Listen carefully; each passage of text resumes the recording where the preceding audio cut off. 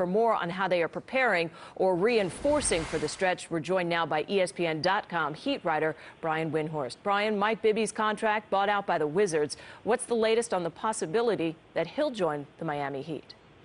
Well, Mike Bibby will clear waivers tomorrow, assuming everything goes as planned, and everything is aligning for him to join the Heat and possibly be in uniform either Thursday at home against the Magic or Friday in San Antonio.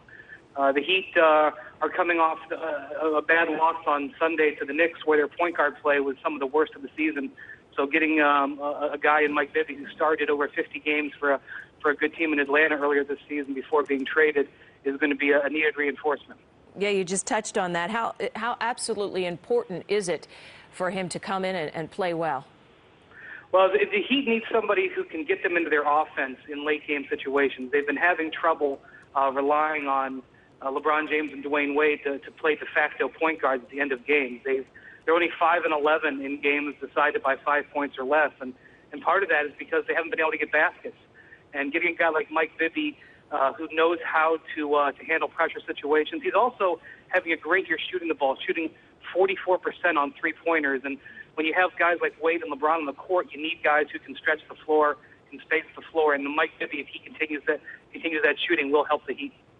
How about the news that we just brought in? Troy Murphy, bought out by the Warriors, set to sign with the Celtics. Now the Heat also players for Murphy. How big a setback is for the Heat to lose out on him? I think Miami thought they could offer him more minutes than the Celtics. Yeah, and it's a little bit surprising because Troy is 30 years old. He's not the end of his career by any means. Getting more minutes in Miami may have set him up for further down the line, but obviously the Celtics are a very attractive choice.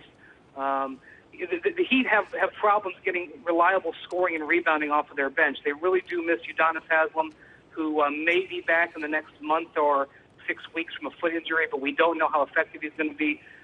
They've had a carousel at backup power forward behind Chris Bosh since Haslem went down, and Murphy would have filled that role pretty nicely.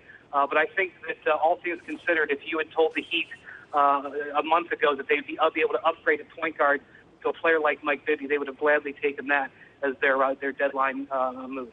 Okay, ESPN.com's Brian Windhorst.